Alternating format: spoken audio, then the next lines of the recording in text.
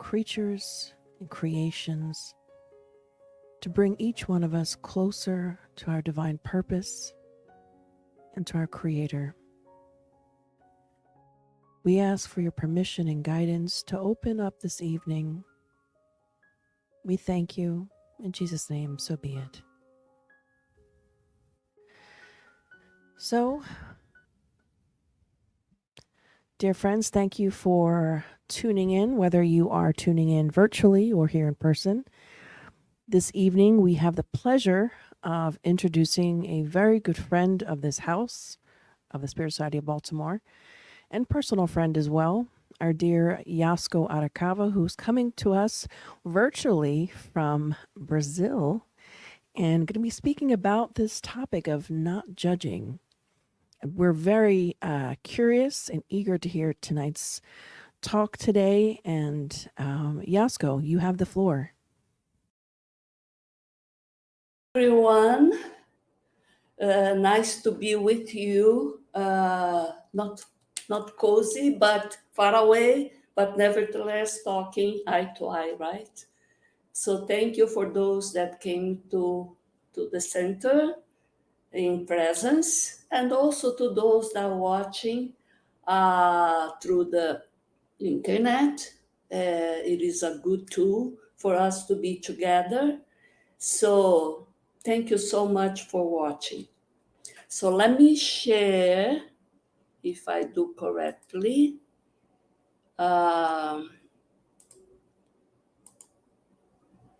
my slides, my PowerPoint. Okay. So the title is a verse in Matthew 7, Matthew chapter 7, verse 1, from the Sermon of the Mountain.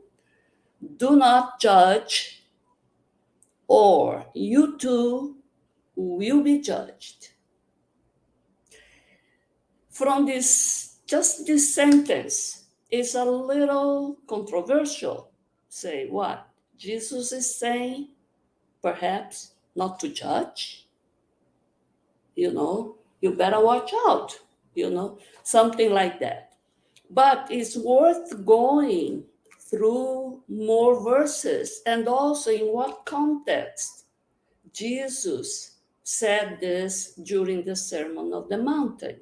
So here's the picture of Jesus with a big crowd around him, with different classes of people of his time, made of the poor, the oppressed, the sick, both physical and mentally sick, the ones that feel hopeless, the ones that felt helpless, and also those that held power at that time, the religious people and the Romans, which had the administrative power because they were the conqueror. And if you put in your mind this next, the figure below, is also, we're going to see that this is part of this session of the Sermon of the Mountain, is the how we judge others. So Jesus is calling attention. First, take the plank out of your own eye, so this big log, and then you will see more clearly how to remove a little dust, a little speck from your brother's eye. So let's see what means all these verses. So let me put first a little bit very quickly about the Sermon of the Mountain, as it is the most thorough and most pivotal set of advice, warnings from Jesus while he was in the sea, around the Sea of Galilee, near Capernaum.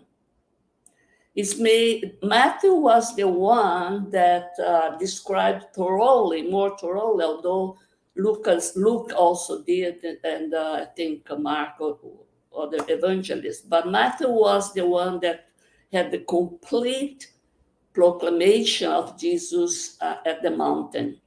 It goes from chapter 5, 6, and 7, and I counted 111 verses. So very quickly, because we all, as Christians and as spiritists, we heard somewhere, many times, sometimes, some of these verses. So the first verses up to 12 is about the Beatitudes, about eight Beatitudes, and is more directed to the ones, to the class that were in the lower level class, the oppressed, the sick, and also the ones that were willing to change. Something already is inside their heart, and they were looking for some changes in their lives. So, because you see, it starts with, blessed are the poor in spirit, for theirs is the kingdom of heaven. So the poor in spirit are those humbled, those in willing to live out the pride, the vanity, egotistic feelings, etc. And goes on and on, you all know. And in the end, if we follow these steps, which is essential towards our moral improvement, betterment.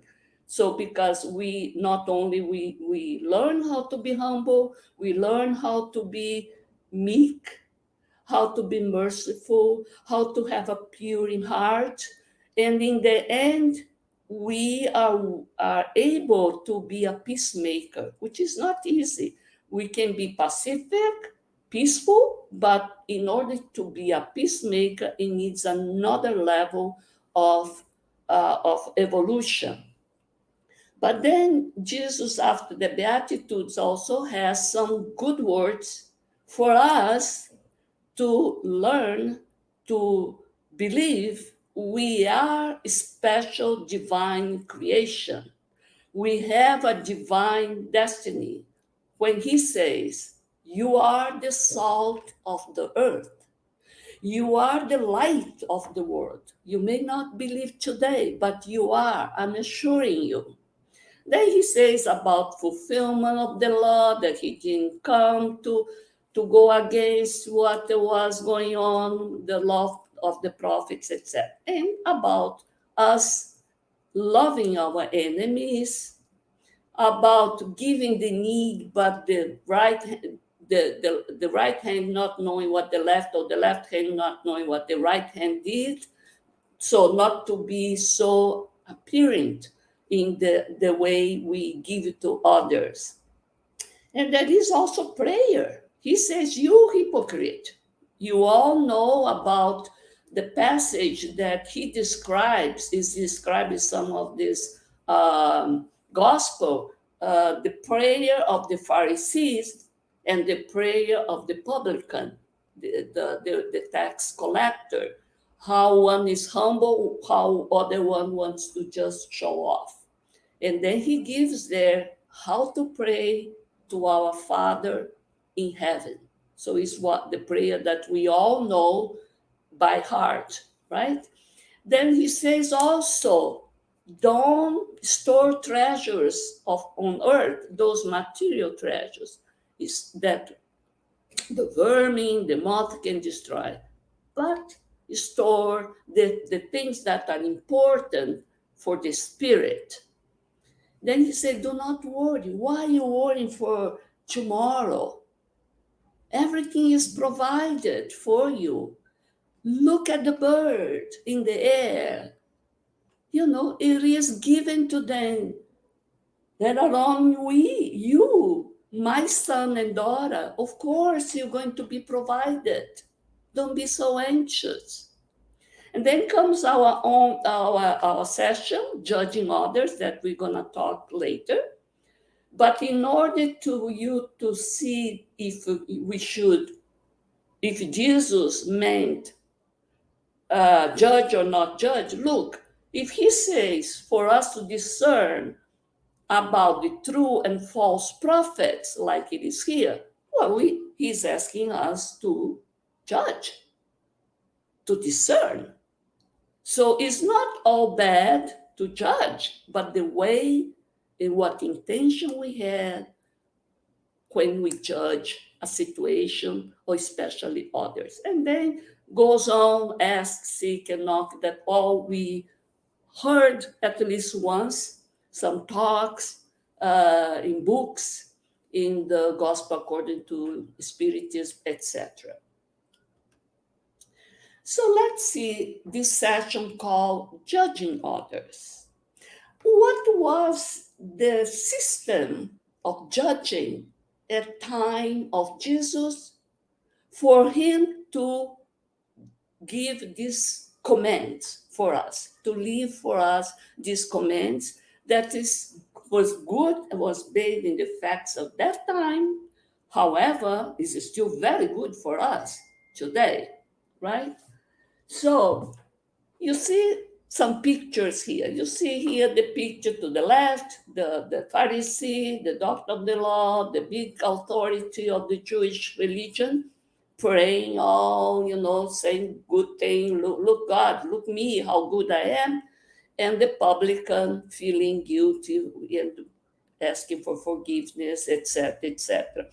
And then you have also Jesus putting all these vendors in the temple, that they were misusing the temple that was supposed to be consecrated to the teachings, to the worship of God. Now they are exchanging coins, they're selling animals, so they are disgracing the temple, the house of the God.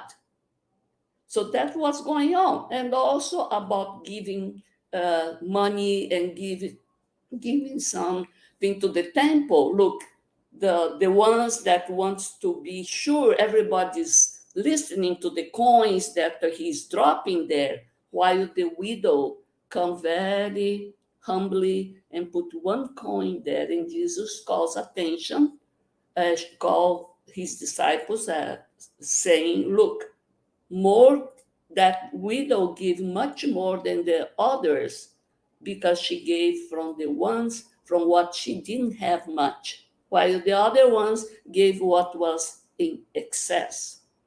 And then you have also the problem that was going on, the problem of Sabbath.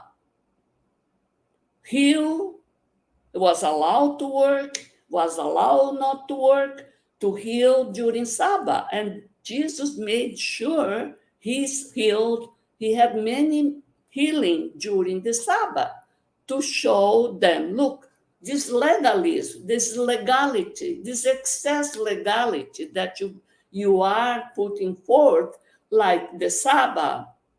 The Sabbath is made for the humans, for the man, not the man for the Sabbath. So they were exchanging wrongly the meaning of Sabbath, which of course happened because they want to show to the oppressors, to the Romans, look, we have a very sacred day that you guys must not ask anything from us. So it was an excess legality that they were putting forward under this pressure, of course, but nevertheless wrong in the eyes of certain situation, the circumstance that was needed to be to have some work done in that day. And then also the last figure is Mary of Bethany, washing the feet of Jesus when Simon the leper, the Pharisee, didn't even offer any water to clean when a person comes to as a guest. That was the custom of that time. And he was there, this Simon, instead giving ways for that was a rule that time, a social rule. He decided to judge Mary, what he was she was doing correctly.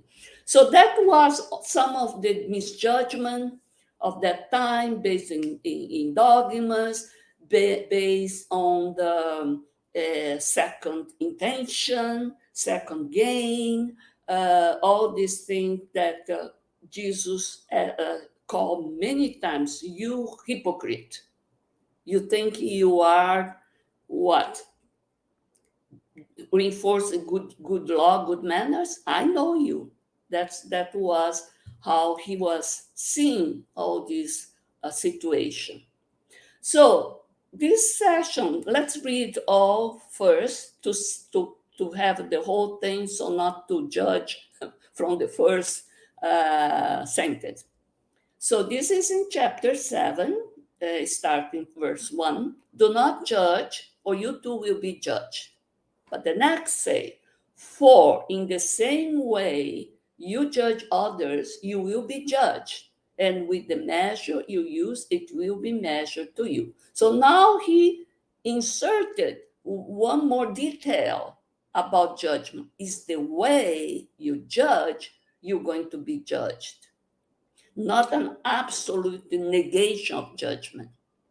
And in 3 is that one. Why do you look at the speck of sawdust in your brother's eye and pay no attention to the plank in your own eye? So look your fault, big fault first. Then 4, how can you say to your brother, let me take the speck out of your eye, when all the time there is a plank in your own eye? If you are always making a continuous mistake,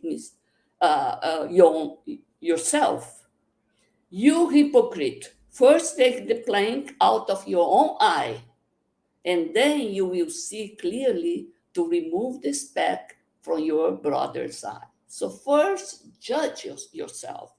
Self-analysis. 6, do not give dogs what is sacred.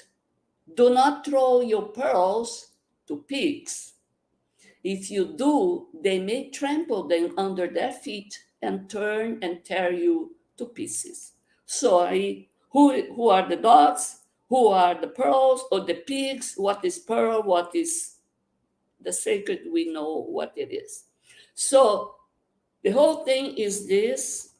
And I ask, reading all this, to whom was Jesus directing these verses?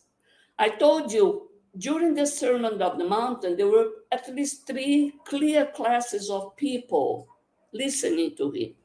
The poor, the sick, and the oppressed, and then the religious authority and administrative authority on the Romans, exerted by the Romans, right?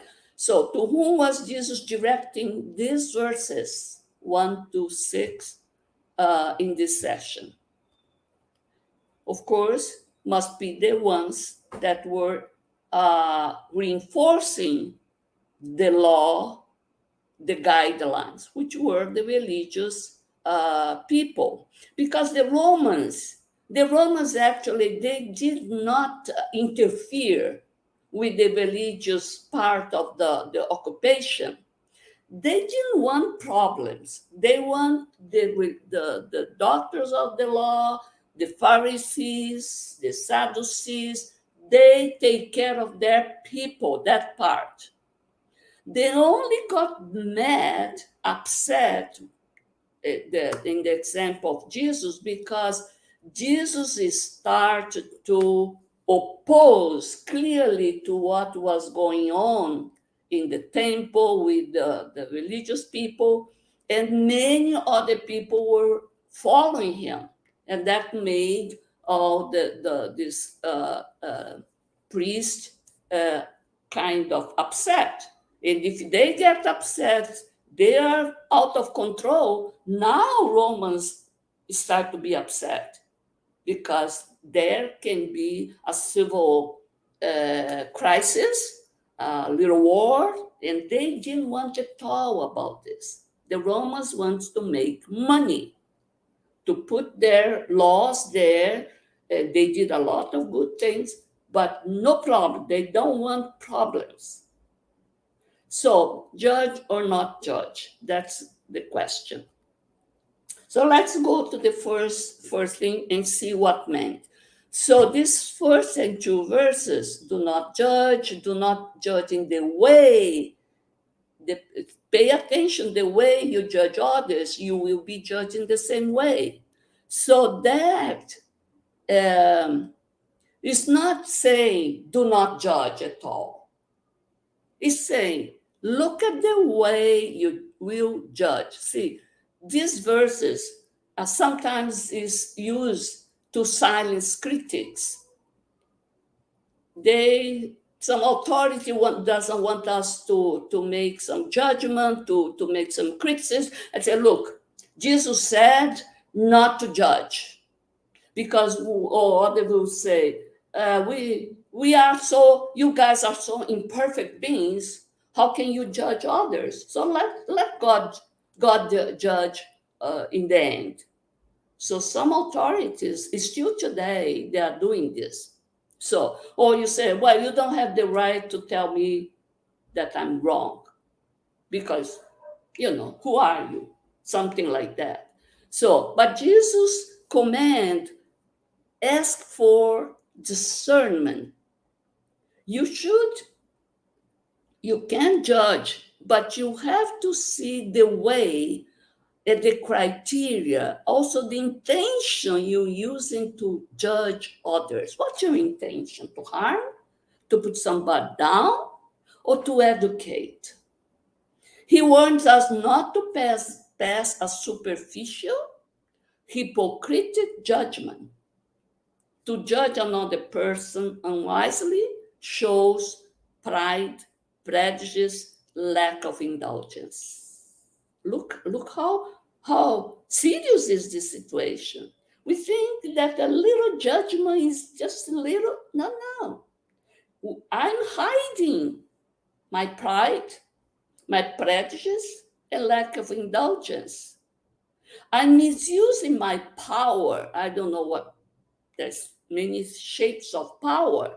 I may be the boss, I may be your mother, I may be your older brother, etc. And you may be hiding even insecurity when we harshly, or the person harshly judge someone superficially, hypocritically.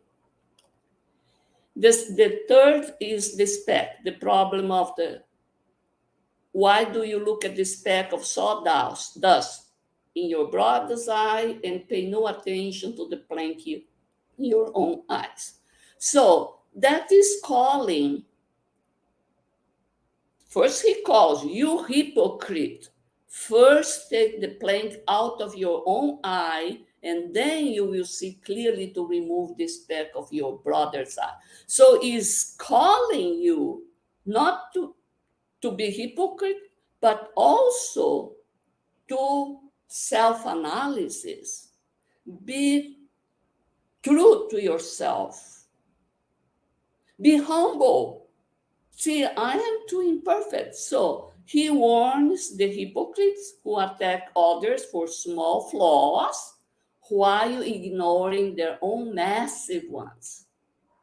Those who judge others but do not evaluate themselves. And as spiritists say, as I know more, my responsibility to make it correct becomes bigger.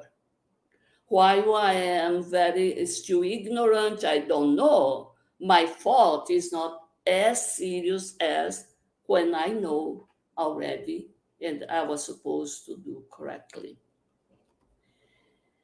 Do not give dogs what is sacred, pearls to pigs.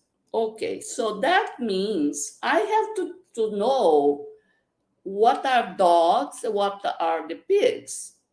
Here he is making a comparison to, look, the pigs and the dogs, he's comparing to those that are not interested in what I'm giving, the sacred things, or the pearl, they're not interested.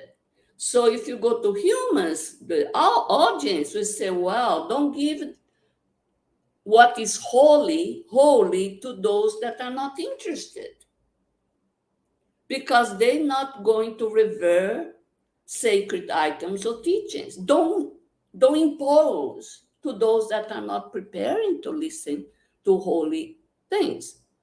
To discern, now to judge, you have to discern who are prepared, who are not prepared to listen to the words of the gospel, for instance. So to discern who are the dogs and pigs, you ought to develop the ability to make judgment on doctrines, deeds, your role and duties, of course.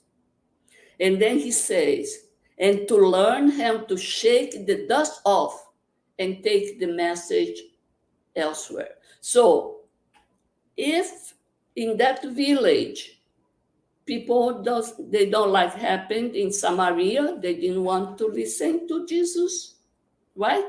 And they said, well, shake your shoes, your dust off, and move on. Move on. Don't insist. And the disciples were all, oh my God, we were all offended. Look, how come they don't want to listen to you, Master? They said, well, let's go in other place. But shake the dust off. What means shake the dust off? Not to take any resentment.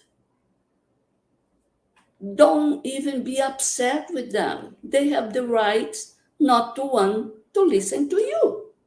They're not interested in their issue.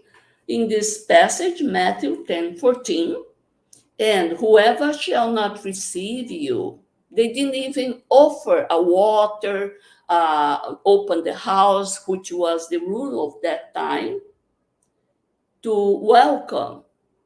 They said, well, if they don't want to receive you, nor hear your word, when you depart out of that house or city, shake off the dust of your feet. Don't take any resentment from that place, any dust from that place. So, a good case that illustrates what I'm talking about judging, everybody knows about, is this the adulterers, the case of the adulterous woman that they brought to Jesus for him to judge. And the famous verse is, let him who is without sin cast the first stone. This maxim makes indulgence a duty, for there is no one who does not need indulgence in return. That's what we get from that passage. So the story we all know is in John 8:1-11, but let's read only what it is in blue, because you know they brought this woman caught in adultery. Teacher, this woman was caught in the act of adultery. In the law of Moses, Moses commanded us to stone such a woman. Now, what do you say? So, they want to really not only apply the law, but they want to put Jesus against the wall to see, well, are you going to follow the law? Because he was a Jewish, right? He was following the law of Moses. Or you're going to use your mercy, your love that you are propagating there to love your enemy, to forgive everybody. That's how, when he says, let anyone of you who is without a sin be the first to throw a stone at her. To say, look, you are all imperfect. You all have some issue some wrongdoings. What is wrong with you, right? So then didn't say, he started to write, probably write something, you hypocrite, you liar, you something. And they all said, oh, he's talking about me. Oh, to you. Oh, so they all went away. And then he said to the woman when nobody was there anymore, he said, woman, where are they? Has no one condemned you? No, no one, sir. Then neither do I condemn you. Go on, go now and live your life without sin. So there is a forgiveness there too. So what do we learn from this? We learn that there was a lot of pride and hypocrisy from the part of those that want to judge. Not only the doctors of the law, but those that say, oh, let's see the things to, to get a big fire here, because there are many people that likes to see crisis, war, the circus to get fire, etc. But calls for benevolence, indulgence, and forgiveness. Where we see those three virtues is in question 886. What is the true meaning of the word charity as Jesus understood it? Benevolence towards everyone, indulgence towards the imperfection of others, we are all imperfect, and forgiveness for the offenses, right? So in the gospel, according to Spiritism, all this part of judgment is in this chapter 10. Blessed are the merciful. This is one of the Beatitudes, that is in the Sermon of the Mountain. We have to be merciful, meek, humble, meek, merciful, have thirst for righteousness, and then be a peacemaker. So there are many instructions from the spirits, and this spirits now in this chapter is St. Louis. St. Louis have this question, many other questions, but I put this question. Since no one is perfect, does it follow that no one has the right to reprehend one's neighbor? The question is that I didn't bring it, but you know that it's clear that he's gonna say no, not like that. But in 21, I thought was an interesting question to St. Louis. Are there cases in which it is useful to disclose someone else's wrongdoing? Well, I want to be a nice person. I don't want to cause any disturbance, turmoil. I want to be here on the top of the wall, not to be involved. Well, is there a need, almost how to say, obligation for me to disclose? So St. Louis, of course, says this question is very delicate. Oh, if it's delicate for him, it is for all of us. And it is here that one must appeal to charity rightly understood. Rightly understood. So, benevolence, indulgence, forgiveness. If a person's imperfections are harmful to that person alone, it would never be useful to disclose them. It's the personal thing.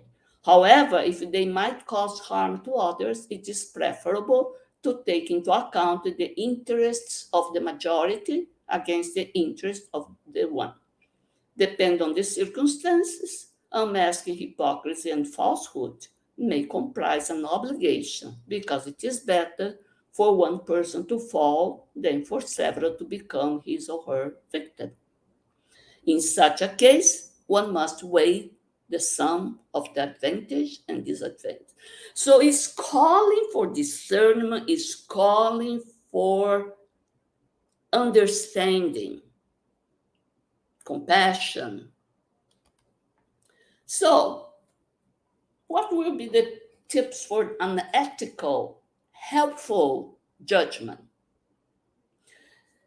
To the right, you have a verse of John 7:24. Stop judging by mere appearances, but instead judge correctly. Judge correctly. Let's see what is judge correctly. Also to the left is almost the other extreme. It is common mistake to assume that all judging is bad, which is in itself is a judgment. When I say, oh, you always judging, you always is bad in this. So I am already judging the person without perhaps facts, superficially, hypocritically, because I want to be the good person. To judge someone else as judgmental is judgmental too. I say, oh, you like this person is always judging. Oh, I've been judgmental. Because maybe in that moment, the person wasn't judgmental, but I was. Carl Jung say, thinking is difficult. That is why most people judge. It's much easier to judge. It's almost automatic. We've been doing this for millions of years of evolution. But thinking is more of novelty for our brain. The circuitry is more newer to be ethical thinking, to judge correctly is more, needs more energy. Judging is easy and doesn't require much thinking or reasoning. Judge, escape some words, right? I didn't put any second of thinking and reasoning. I didn't go to after some facts, circumstances. Understanding is harder as it requires deep thinking. It requires patience, compassion, and an open mind. Am I not dogmatic, following these millennial dogmas, cultural, social dogmas? We are all sensing now because we are all changing the status, what was completely dogmatic, prejudice. Now we are open up to accept many gender, for instance, together. And I like the phrases. So this is from an entrepreneur or a CEO. There is I was surprised that a CEO could have this thorough philosophical, psychological basis. There is a story behind every person. There is a reason why they are the way they are. Think about that before you judge someone. Their story is not my story. My story is not their story. So knowing their story probably makes sense, that behavior. So I am judging from my point of view if I never lived, never put their shoes. Dalai Lama, people take different roads seeking fulfillment and happiness. Just because they are not on your road does not mean they are lost. Well, they can take different ways of life. So because they are not doing what I do, they're not walking the same way, they are lost. Probably I am lost in counting all the little roadblocks, the little stones there, little details that is not important. And Mother Teresa said, if you judge people, you have no time to love them. And that's true, because I'm so eager to judge That, my God, I don't see the other side of the person. I could love the person, my son, my child. Why I have to be so critical without even listening? I waste the most important time, which is to love someone. And she's an author. It is easy to judge. It is more difficult to understand. Understand requires, like I said, compassion, patience, and willingness to believe that good hearts sometimes choose poor methods. Through judging, we separate. Through understand, we grow. And this author, Leo Babauta, some steps, some tips. Don't pass judgment. If you find yourself being judgmental, stop it. This takes a greater awareness than we usually have. So the first step and the important one is to observe our thought for a few days, like St. Augustine, trying to notice when we are being judgmental. So sometimes it's unconscious, it's automatic.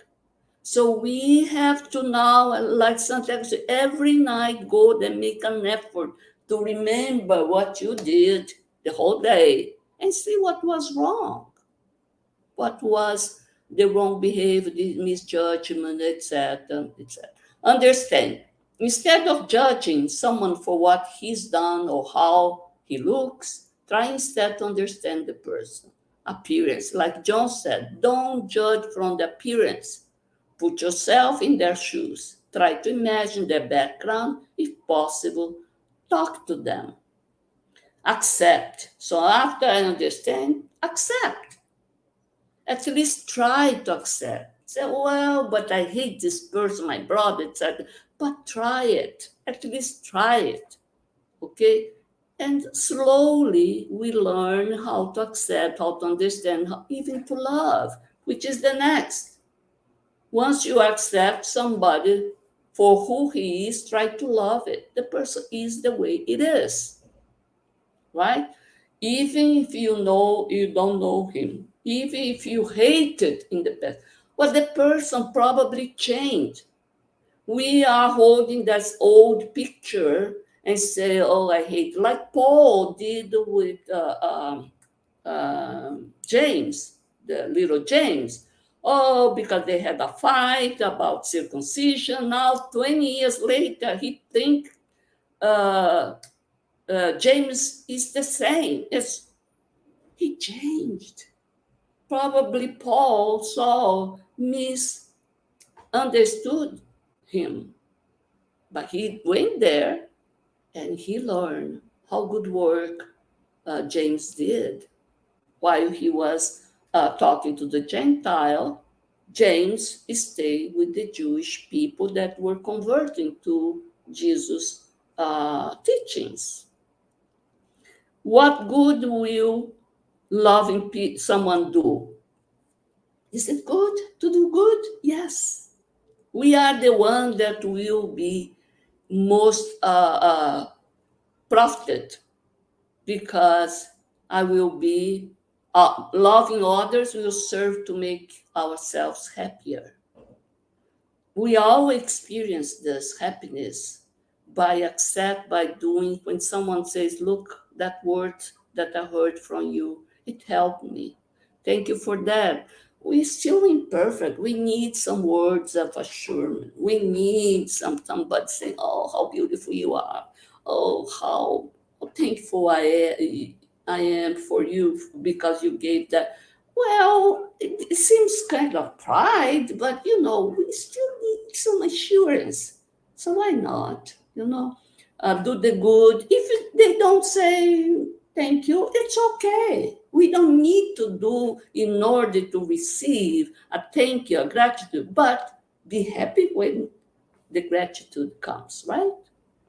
And I have this thing that I love, Noble Eightfold Path of Buddhism, because it's that thing that John said, judge correctly.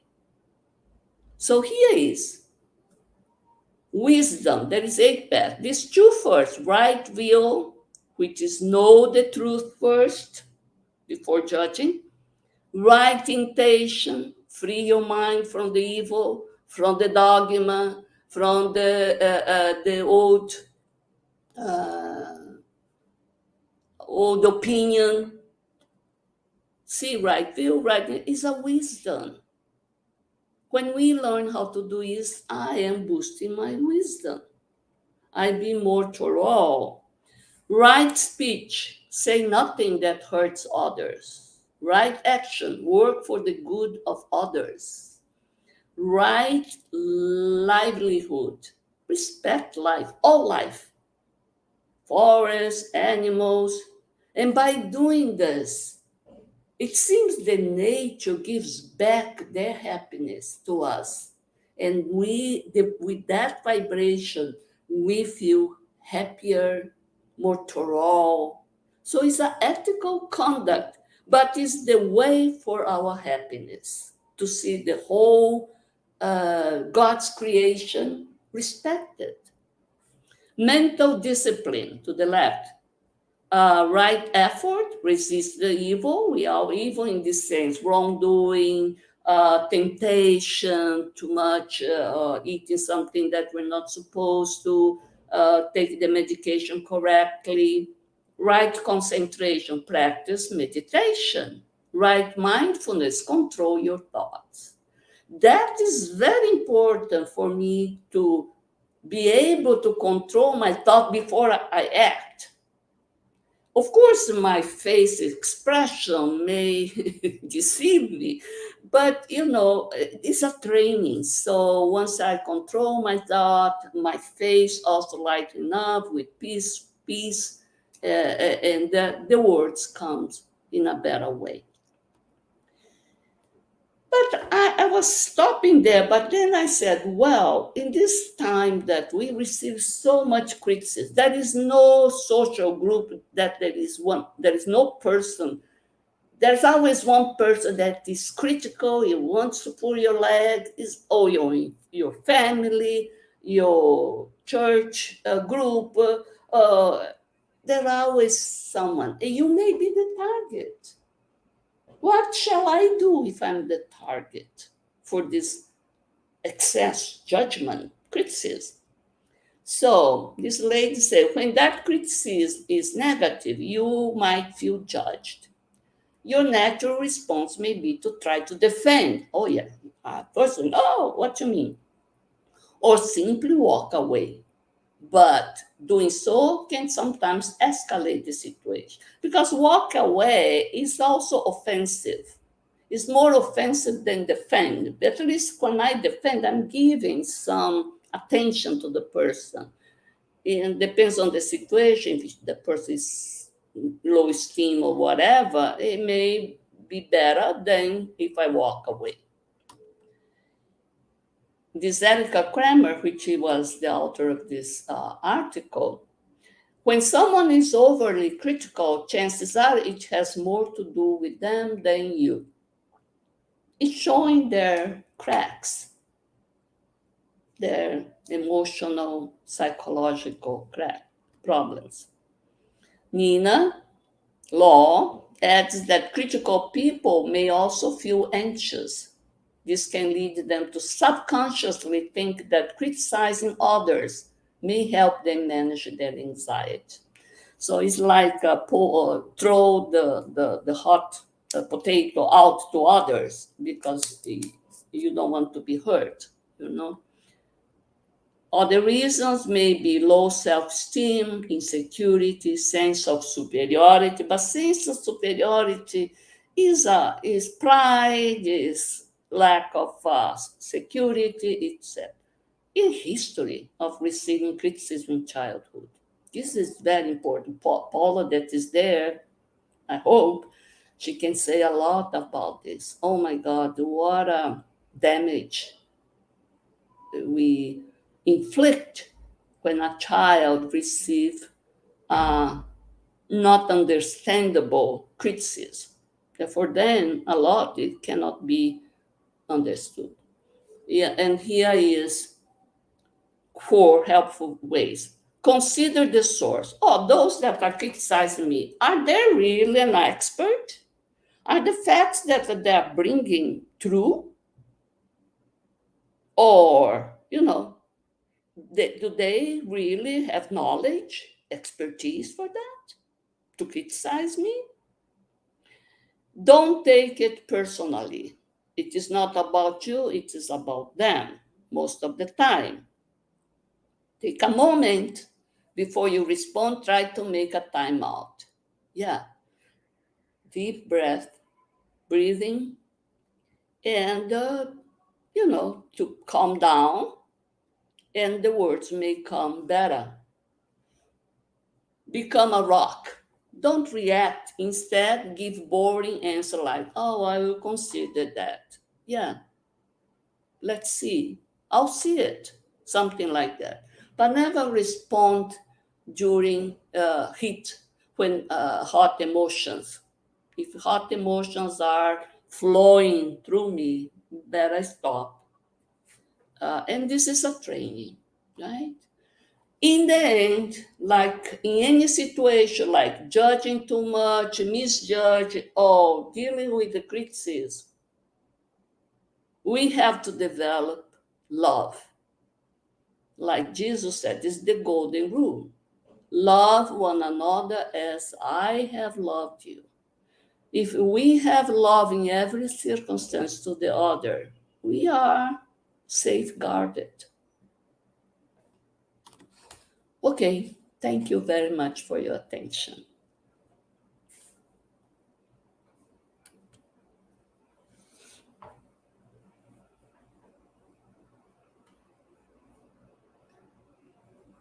Shall do I need to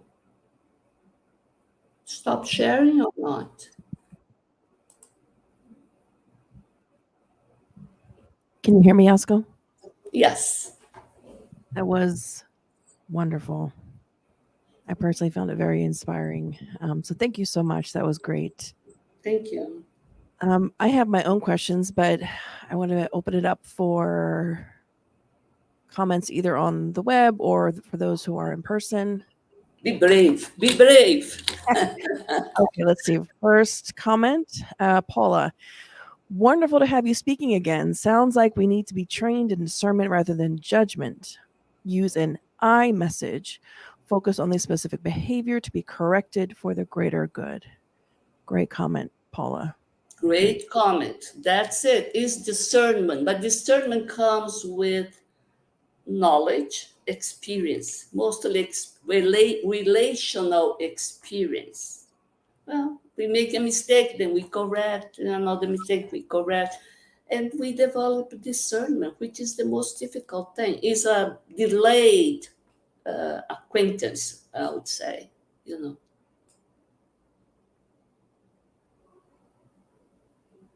Anything additional? Let's see. Sarah says, wonderful talk. We missed you. I second that. Thank Your you. talk gave me a new perspective on a lot of things in my life, especially as a young adult. Thank you, Sarah, for sharing. Yeah, Sarah, I've been very proud of her. Her being, involved and talking, giving the questions. I love her question, her comments. Yeah, very nice, wonderful surprise. Yeah, good feelings. Yeah. Thank you. Thanks, Sarah. And now to some questions here in person. We have Wendell. Please ask your question. Thank you. Hi, Yasco. Thank you very much for sharing. I want to see the face. I don't know some of the people.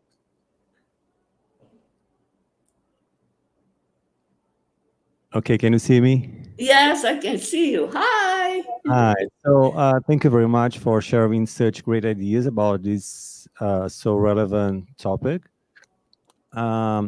My question is, your quote by Erica Kramer, I guess, reminded me about a quote by, I think it's Nikola Tesla, who said that every opinion is loaded by some personal experience, and this would lead to the conclusion that every judgment is kind of a confession. And there's also a theory, I think it's by Immanuel Kant, maybe, that the theory of the mirror that says that we are only able to identify in others the bad behavior that we are also capable to behave like. So I'd like to know what you think about that, or if you agree, or if you think that by knowing the laws of God, we become, capable to tell apart what is right and what's wrong, and that brings us to the possibility of just identifying what is wrong and what's wrong or right in our neighbor's behavior, and this wouldn't be a judgment. Well, that is our, how to say, calcanhar de Achilles. How to Achilles say heel. this in English? Achilles heel. Achilles heel. Because just knowing, we all know actually, and if we intellectually analyze, they'll make sense. The problem is that we are emotional beings with a very complex experience. Thus, this sore in this Achilles heel is there. We have sore spots. Each one of us has different ones because we experienced not only in this time, this lifetime, but the past incarnations that imprinted in our mental field and, of course, in the perispirit and in our brain, in our behavior, the reactive behavior. Why one reacted to one comment and the other one is just peaceful? Because for that person that is in peace, there was either he overcame that situation, or never was hurt. He had a nice childhood. It was, if he had a problem, the parents of this lifetime, they fixed it, healed with love and care. But in others, by nothing is coincidence, but was exactly born in a bad situation, in a family that didn't care, and enhanced that sore point and made the person more reactive, more aggressive to that impulse, to that word or something. So, and the beginning of your question, each one of us depends on our own experience. What I have in my memory, mental and emotion, because the mental waves carries the thought, carries the idea and the emotions. It's not only the idea, carries the emotion. And that emotion, it can be a big ray spectrum in compared if we compare to each other, right? But what matters in this equation is my experience. It's possible that for others it's different. So, of course, my reaction has to be based in my sore points. So, what I criticize in others probably was something that I'm still dealing with. I'm trying hard to overcome, or probably was in the just last incarnation, and I'm trying this incarnation to be better in that issue. Like I always, when I say, well, I hate people, like it's a bad word, that are idle. I hate idleness. I feel people are wasting their time. And sometimes say I could be calm and peaceful and say that, but I can react badly when I see someone just wasting their time, some family member or something. And people say, well, yes, it's because probably this idleness is upsetting. You are an idle person. I said, probably my tendency would be if the opportunity was given to me in a nice situation, a wealthy family, no need, like a princess, I would be idle. I would be like that. But thank God they put me in a situation very square that I could not escape. I have to work because the moment I wanted to lay down, I said, oh, no, no, you have two little sisters, babies to take care.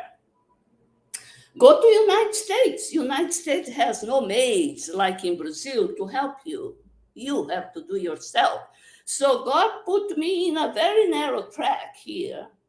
So until now, I didn't have time for that. But probably if I would allow to, I would be having this idleness, which I am very critical. So yes, we are reacting based in our experience, which is a collection in our memory we all store in order to make the good the decision. We have a free will, and we now can decide based on the experience we had, if was good to repeat, if was bad not to repeat. But sometimes even bad we forget and repeat, so we have to do many times. But it's our own storage memory bank. There is no somebody else's. So yes, it may reflect in what I am, all these criticisms. Well said. Thank you so much, Yasco, for that. We have another question. And thank you for your question, Wendell. Agnes. Hi, Yasco. Nice Hi. seeing you. I'm here. It's a question, and actually, like a question for a suggestion from your part, because as we grow, we learn a little more of what our childhood affected us, and this way of seeing the world, right? How we are brought up in childhood kind of affects how we see the world as we are adults. What would be your suggestion to parents today bringing up kids in this world, and like a positive way, or in seeing this aspect of judging others and judging the environment where they are? What would you suggest in a type of how could we do better, I would say, right? Because as we grow up, we may not have had the best example. So what would you suggest as new families these days? How could we do better for the ones that we're bringing up? I think the good thing now is that we can decide what we want, and before we couldn't, because first of all, the women were considered a machine to make kids, to bear kids. There was no pills, so the women were almost slave of this social condition. Today, we can control this part, right? So this, and we can work. We have already the discernment, because now is more than many centuries, especially the last century. In this, we developed a lot of many rights for women and for mothers, for parenthood, all the social guidelines, all the safeguard guidelines are there, put it on the legality, the legal, judicial part also, the hospital, the care. But I feel there is something that is not totally under our conscious decision. We have a part, in my opinion, that we can make our conscious decision to have 1 kid, 2 kids, no kid. I was very recently talking about this because came out a situation that someone was judging niece or somebody. Why having 3 kids when in Brazil situation is in such a mess, the economical situation, the person. The only reason I said, if she wants to have, it's her right to have. The same way, me and you, I said, we didn't have kids. Probably the person had to have 3 kids to make the average for us 2 that didn't have kids, you know. So there is other reasons why the person has or wants more kids. There is a spiritual also reason, plan that is we cannot judge now. That's just a feeling. The person wants to be a mother. Trust that will come. And of course, once you have the kids, of course you have to look for the best way to raise that kid in that society, educational wise. I'm not talking those that are in Africa that has no way to control because they are under pressure, under the the poverty and the abuse. Not those. I talk about our level here, right? So of course we can be wiser in each situation, and this requires to be conscious about our role, about motherhood, about teacher, maid, whatever service we give to others. So there is no best way. I think in general, of course, there is a best, you can always be better, but each one of us carry, this right to decide. And we sometimes doesn't have even ways to defend ourselves logically, because the logic is made by humans, by human law, which is also imperfect. It can be, changed. We that know about the spiritual, component of our staying here, why we stay here as a spirit, immortal spirit. And in this journey, it probably is there in the plan to be mother of many people, many spirits. I asked sometime, I read when I was young, what is that? I didn't give a chance for a spirit to come. And someone said, please stop with this, because yes, I didn't give a chance for a spirit to come in a spontaneous way, of course. So, and the others is giving. So it's good in some way, right? It's giving the opportunity, to experience the journey as an incarnate, which is very important for our evolution. We need to come. And there's many waiting in the list. So those that are willing to sacrifice, please do so, right? Please do so. Beautifully said, Yasco. Beautifully said. Anyone else here have any? I just wanted to make a comment on what you said, Yasco.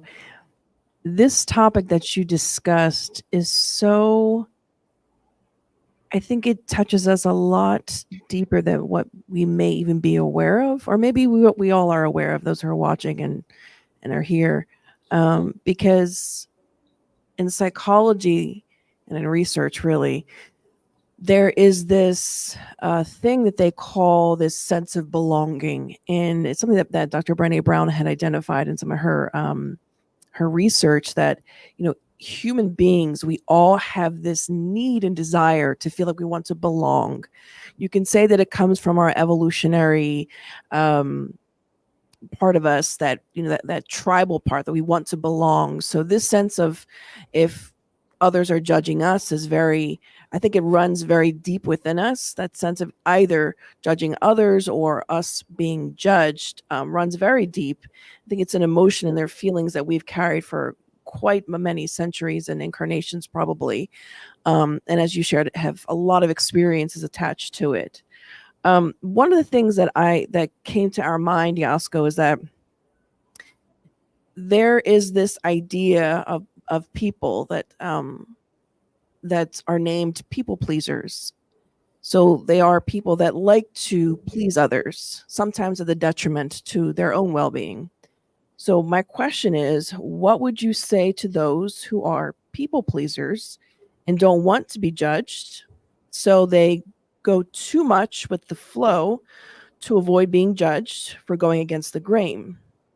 Are there any, do you have any thoughts on this or recommendations on how to combat this sort of inner battle? I think you touched on this a little bit in your presentation, but there is this, on one side, we have people who will do whatever they want to do without a complete disregard for what others feel. On the other end of that spectrum, that extreme, is, you know, people pleasers who want to do and make everyone else around them happy. So what are your thoughts on that? Well, we have to ask why we have this need to please others. The same way we ask why that person needs to hurt everyone. I touched that. There's a low self-esteem, was abused, etc., etc. But the other side also deserves a question, a self-analysis. I know it's painful to analyze for the self. Why I need to please my mother, for instance. It is very strong, right?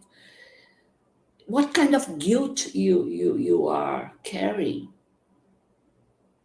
Once we understand, the Spiritists teach us to understand, look, your mother has her own evolutionary path, is to be mother, to give birth. You have to honor, but you don't need to feel guilty because now with one child, her life is difficult. To be mother is so difficult. No, why you have to feel guilty? But sometimes it's put there while you are child. Look, because of you, you know, our finances is bad, or we need one more mouth to feed. And that goes to the child. And also, they want to please because you have a very severe, brutal male figure there. It's possible. So it's a pure fear. So wants to accommodate before the person that goes to panic when it starts a discussion, some polemic issue comes. Why? So we have to ask our background, and now we have also good therapies, therapy, etc., to help, you know. But so is the first question: is that, well, then we ask, why do I need to get out from this pleasing mode? What harm is doing to me? I'm just in peace. I don't get involved. I make my mother happy, my boss. But there will be a situation like St. Louis said, if you don't say, if it only affects you, it's okay. But if you being silent will affect a group, will damage, it's going to be a injustice to others. Now, if I don't say, it means I am in the other side. Because sometimes the silence is not neutral. It's not neutral at all. You are choosing the side of the strong. which is very bad in the end. And also be able to learn how to solve some dispute, especially inside the family, because they are the ones that we are responsible to grow together. You know, if I'm not doing nothing like that, I am not evolving as a human, as a spirit. Because now I don't know even what is moral, what is not moral. I'm just following the flow of what is easier for me to be, you know. And there are people that want to be, say, I'm not going to go to work, or I'm gonna stay here and take care of you, both my parents. Like a professor gave an example. So uses this excuse, oh, I'm gonna take care of my parents, but in the end, it's not the genuine things that is going on. I don't want to go out and confront and be myself and try to solve my problems. You're excusing yourself. And that will slow down the evolution, because in the end, we through mistakes, we learn how to deal with emotions, ours and the others, and develop discernment, which is the most difficult thing, is the discernment. And in the end, we get enlightenment, like Buddhists say. It's through the discernment in various aspects we get enlightened, pure spirit. But in the middle of this journey, it's difficult. Of course, you know, we either go to one extreme or to the others. Both are not good.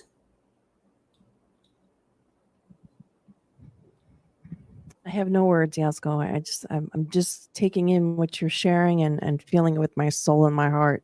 And thank you for that.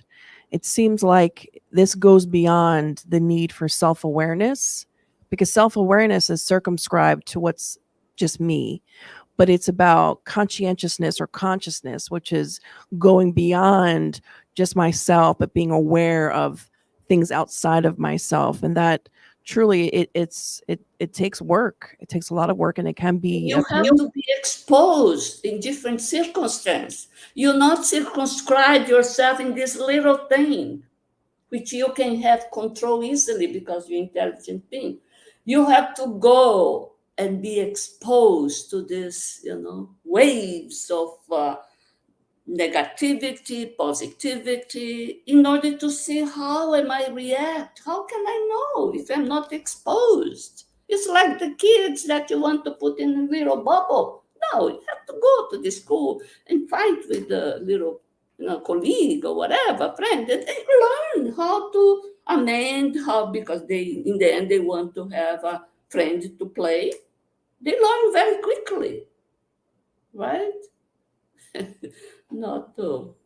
Yasco, thank you so much. This was it's a beautiful presentation that you brought. Any final? Oh, we have two more common questions from Yvonne. Hi, Yvonne. It's hard not to judge. It's a constant battle.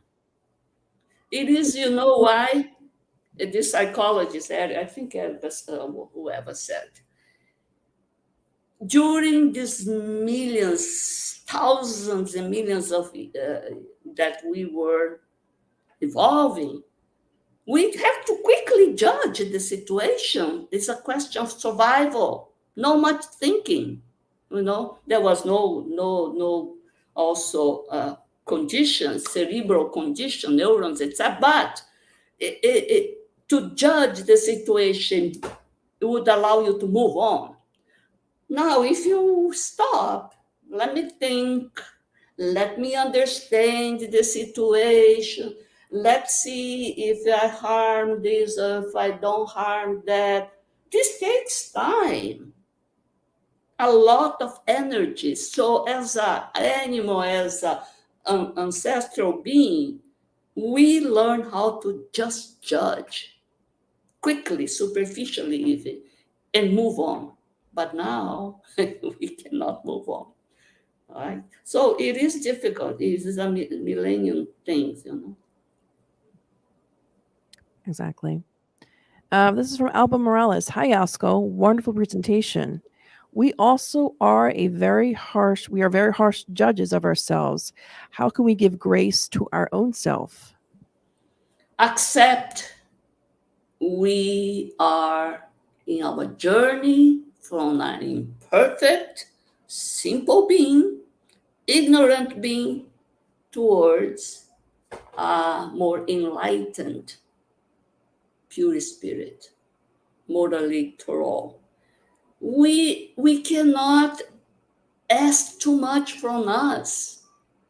If I am imperfect, you are imperfect, my husband is imperfect, the whole world is imperfect, how can I not be making mistakes? Of course, I will make mistakes. It's like this pig that has all this thorn, how you say, porco espinho, that you have to learn how to sleep together, get the worms, but still learn not to poke. But this is experience because each one of us has those thorns, all those, needles that will poke because we are not smooth. But we will be one day, be so smooth walking there that is gonna wonderful wave, like the high spirits is, they're just this wonderful breeze. Say it takes courage to live. Oh yes, and willingness to go through experiences is a challenge, but it's a wonderful challenge because we are here for that. Otherwise, we shouldn't come. There was no need to come. By the grace of God, we came, and we have to take advantage because that is what will be good for our journey. It's an opportunity, yeah. Absolutely. Abby shares, great hearing from you and seeing you, Yasco. Thank you for this important talk. Thank you, Abby. Hi, Abby. Yeah. Anything else, Daniel, online? Okay. Well, with that, Yasco, again, thank you so much for this. And for those who are watching on the web as well, thank you so much for joining our live and this presentation. So now we will transition to our moment where we say our final prayer and give thanks. And the light, yeah. Bye. Bye, Yasco. We'll be in touch soon. Bye. Bye-bye. Bye. All right. So please join me in this moment of a final prayer with immense gratitude in our hearts, with humility before our divine creator, before our spirit benefactors, with immense gratitude for our companion Yasco on this journey of life, for bringing these truths, reminding us, clarifying, and opening up or turning on the lights in the dark areas or even the gray areas so we can make wiser and better choices, not just for our own happiness, but for those around us and the society. We thank our spirit benefactors for blessing us in this moment.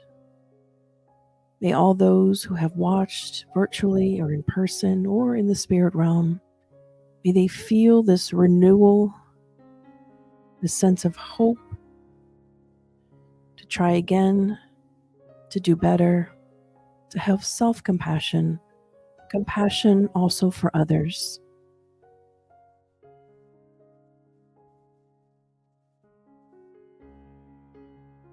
in this moment,